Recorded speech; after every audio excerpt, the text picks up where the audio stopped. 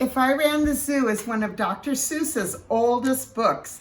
In fact, Dr. Seuss published this book in 1950, the year Grandpa was born. "It's a pretty good zoo," said young Gerald McGrew, "and the fellow who runs it seems proud of it too." "But if I ran the zoo," said young Gerald McGrew, "I'd make a few changes. That's just what I'd do. The lions and tigers and that kind of stuff they have up here now, well, they're just not quite good enough. You see things like these in just any old zoo. They're old-fashioned, and I want something new." So I would open each cage, and I'd open every pen, and I'd let the animals go and start over again. And somehow or other, I think I could find some beasts of a much more unusual kind. Look at this one.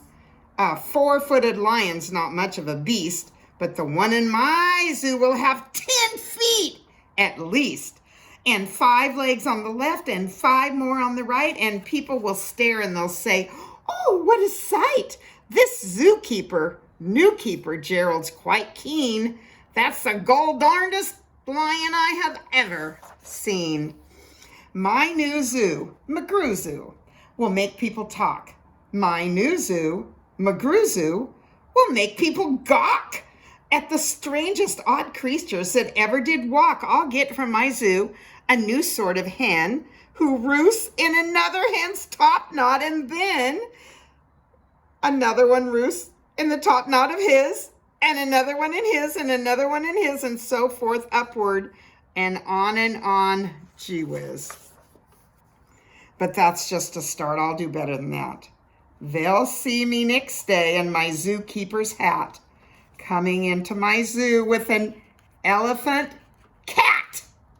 They'll be so surprised, they'll swallow their gum, and they'll ask, when they see my strange animals come, "Where do you suppose he gets things like that from?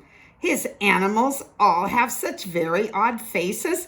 I'll bet he must hunt them in the most odd places." "And that's what I'll do," said young Gerald McGrew. "If you want to catch beasts you don't see every day, you have to go places quite out of the way. You have to go places no others can get to. You have to get cold, and you have to get wet too. Up past the North Pole, where the frozen winds squeal, I'll go and I'll hunt for my Skeagol-mobile and bring back a family of, what do you know? And that's how my new zoo, McGrew Zoo, will grow. I'll hunt in the mountains of Zomba-Matat with helpers who all wear their eyes with a slant, and capture a fine fluffy bird called the bustard, who only eats custard with sauce made of mustard, who also a very fine beast called the flustered, who only eats mustard with a sauce made of custard. I'll catch 'em in caves, and I'll catch 'em in brooks. I'll catch 'em in crannies, I'll catch 'em in nooks that you don't read about in geography books. Well, I'll catch 'em in countries no one can spell, like the country of Mother Tapata. In a country like that, if a hunter is clever, he'll hunt up some beasts that you never saw, ever. I'll load up 5 boats with a family of jotes, whose feet are like cows, but wear squirrel skin coats, and sit down like dogs, but have voices like ghosts, except they can't sing, but in very high notes. And then I'll go down to the wilds of Nantucket and capture a family of linnets in a bucket. Then people will say, now I like that boy heaps. His new zoo, McGrew Zoo, is growing by leaps.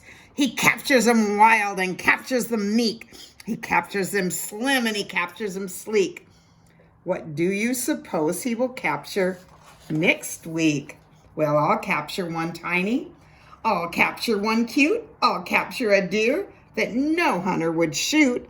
A deer that's so nice he could sleep in your bed if it weren't for those horns that he has on his head. Oh my, them some big horns. And speaking of horns that are just a bit queer, I'll bring back a very odd family of deer, a father, a mother, two sisters, a brother, whose horns are connected from one to another, whose horns are so mixed up they can't tell them apart, can't tell where one ends and can't tell where they start. Each deer's mighty puzzled. He's never yet found if his horns are his or hers or the other way around. And I'll capture them fat and I'll capture them scrawny.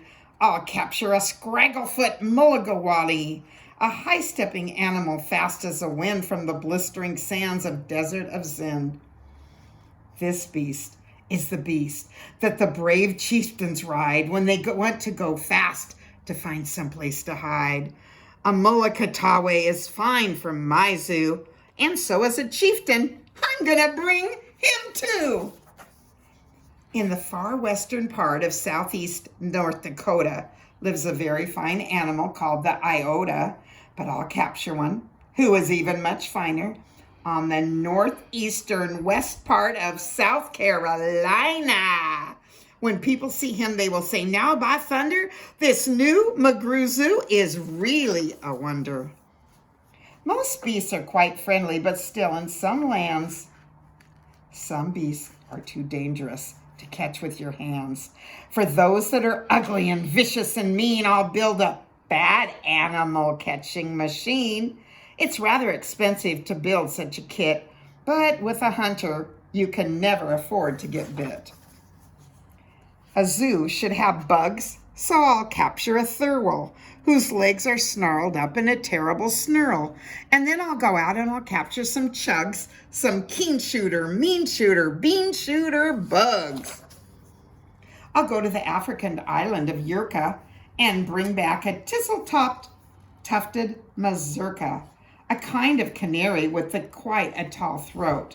His neck is so long if he swallows an oat, he eats it for breakfast in April, they say, but it has to go down in such a very long way that it gets to his stomach on the 15th of May. I'll bag a big bug who is very surprising, a fellow who has a propeller for rising and zooming around, making cross-country hops from Texas to Boston with only 2 stops.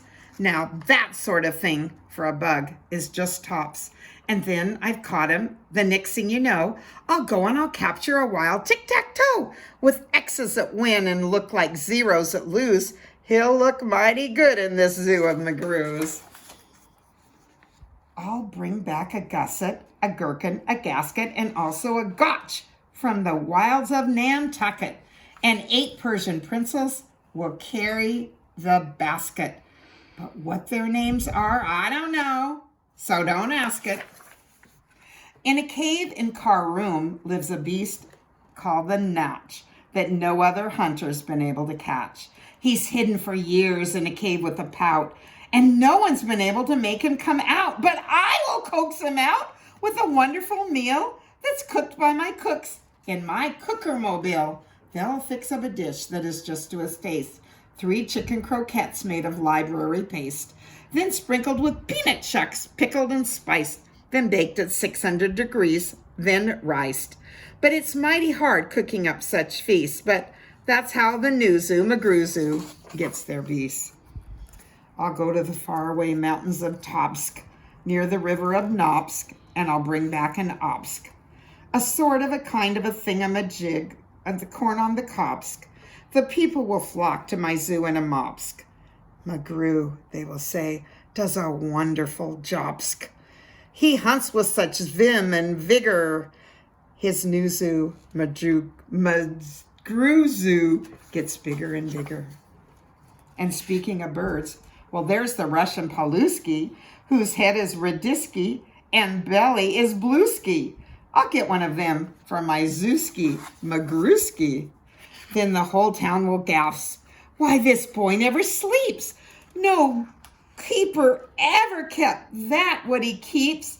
There's no telling what that young fellow will do. And then, just to show him, I'll sail on to Katu and bring back an ticket, a preed, and a prue, a nurgle, a nerd, and a seersucker too.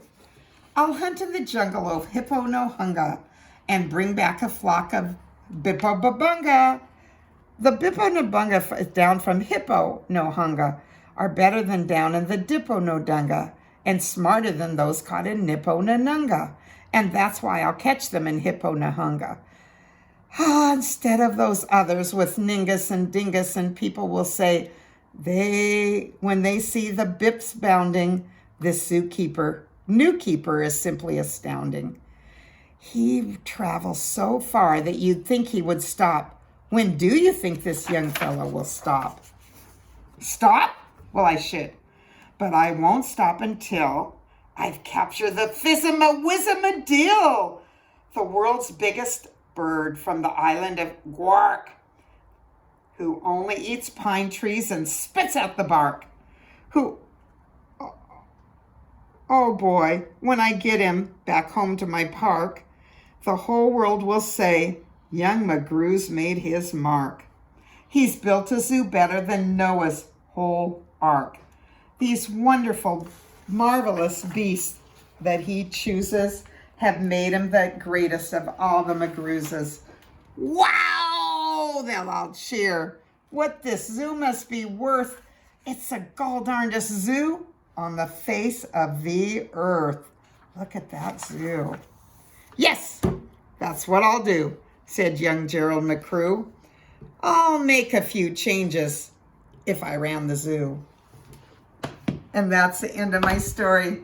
Maybe you can try to think of some fun animal names tonight, like instead of a lion, have it be a Blimmy Blion or something. Anyway, have fun. I love you. Good night.